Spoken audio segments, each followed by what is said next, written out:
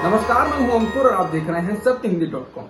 सत्य हिंदी का Android app आ चुका है। उसको डाउनलोड करने के लिए आप इस वीडियो के डिस्क्रिप्शन में जा सकते हैं। वहां पे आपको एक लिंक मिलेगा जहां से आप ऐप को डाउनलोड कर सकते हैं। इसके अलावा इस ऐप को आप गूगल प्ले स्टोर से भी डाउनलोड कर सकते हैं। अब एक नजर डाल लेते हैं अब तक की खबरों पर। सोशल मीडिया प्लेटफॉर्म फेसबुक पर बेहद गंभीर आरोप लगे हैं। ताजा विवाद इस आरोप को लेकर है कि मुस्लिम विरोधी सामग्री डालने और आरएसएस की ओर से मुसलमानों के खिलाफ प्रचार चलाने की जानकारी इस सोशल मीडिया कंपनी को थी, लेकिन उसने इसे रोकने के लिए कुछ नहीं किया। फेसबुक की पूर्व कर्मचारी फ्रांसिस हॉजन ने अमेरिका के सिक्योरिटीज एंड एक्सचेंज कमीशन को ये जानकारी दी है। हॉजन ने फेसबुक में काम करते हुए दसियों हजार फाइलों को कॉपी कर अपने पास रख लिया और बाद में उन्हें इस कमीशन व अमेरिकी कांग्रेस को सौंप दिया।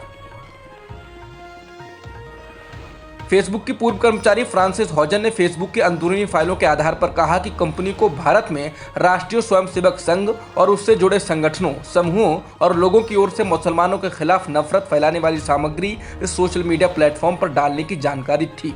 हॉजन ने कहा कि मुसलमानों को अमानवीय करने, उनकी तुलना जानवरों से करने और ये गलत जानकारी कि कुरान में अपने ही परिवार की महिलाओं के साथ बलात्कार करने को कहा गया है, पोस्ट किए गए थे। उन्होंने कहा कि इस तरह के कंटेंट पर रोक नहीं लगाई गई क्योंकि हिंदी व बांग्ला जैसी भाषाओं के क्लासीफायर्स पर्याप्त तादाद में नहीं थे। क्लासीफायर उस एल्गोरिदम को कहते हैं जो नफरत फैलाने वाली सामग्री का पता लगाता है। उन्होंने कहा कि इसके अलावा राजनीतिक कारणों से भी आरएसएस को उस समूह में वर्गीकृत नहीं किया गया जिसके तहत उसे नफरत फैलाने वालों की श्रेणी में डाला जा सकता था। लखीमपुर खीरी में मारे गए किसानों में 18 साल के गुरविंदर सिंह की भी मौत हुई। गुरविंदर के परिवार का कहना है कि उनके बेटे को गोली मारी गई थी।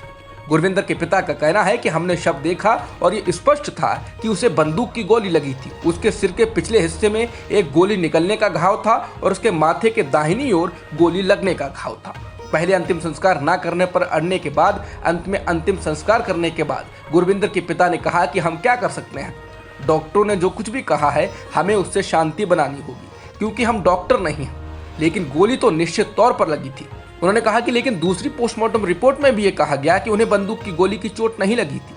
हम कैसे विश्वास कर सकते हैं जब सभी चश्मदीद भी ये कह रहे हैं कि उन्हें मोनू मिश्रा नाम के किसी व्यक्ति ने गोली मार थी।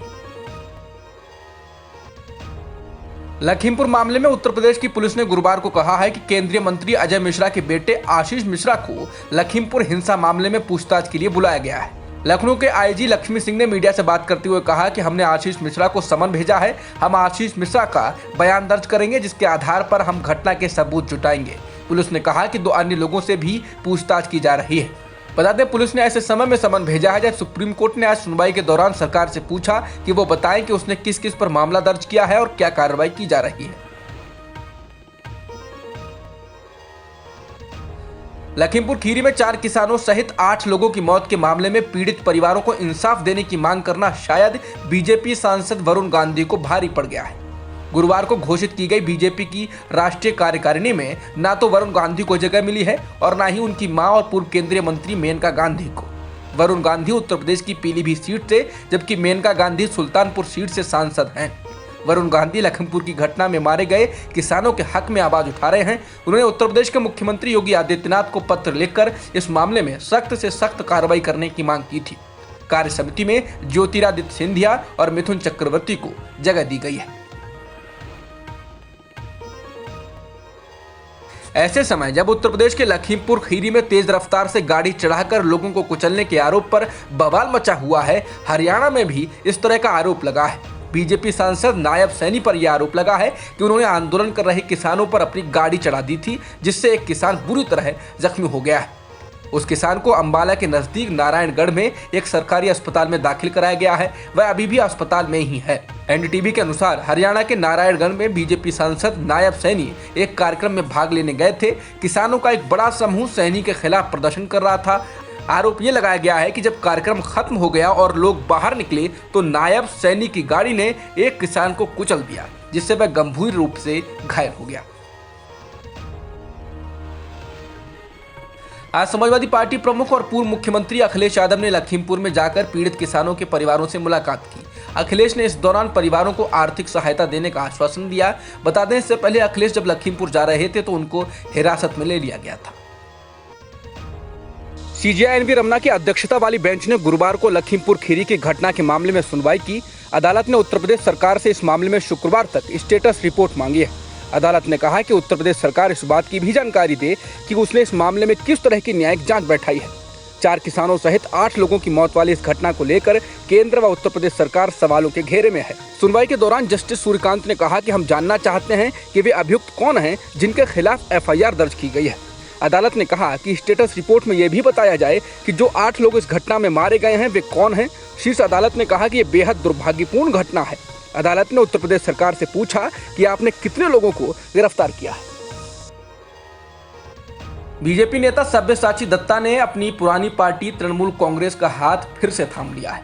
सब्यसाची ने इसके बाद आज ममता बनर्जी से मुलाकात की। सब्यसाची दत्ता मुकुल रॉय के बाद शामिल हुए हैं, जो भी टीएमसी से बीजेपी में गए थे और वापस से टीएमसी में आए।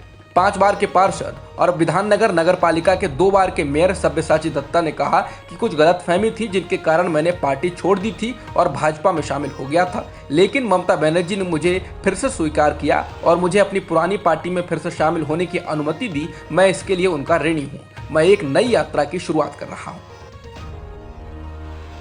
क्रूज पर ड्रग्स मामले में आज आर्यन खान और बाकी 7 को अदालत ने अब न्यायिक हिरासत में भेजा है। कोर्ट ने एनसीबी द्वारा हिरासत में लेने के लिए दायर की गई याचिका को खारिज कर दिया और कहा कि एनसीबी की रिमांड रिपोर्ट अस्पष्ट है।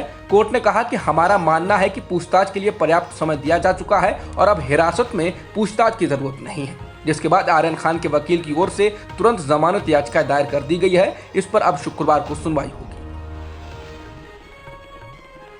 जम्मू कश्मीर में आज एक बार फिर आतंकवादियों ने नागरिकों को निशाना बनाया। मंगलवार को 3 लोगों की गोली मारकर हत्या के बाद आज श्रीनगर में 2 और लोगों की हत्या कर दी गई।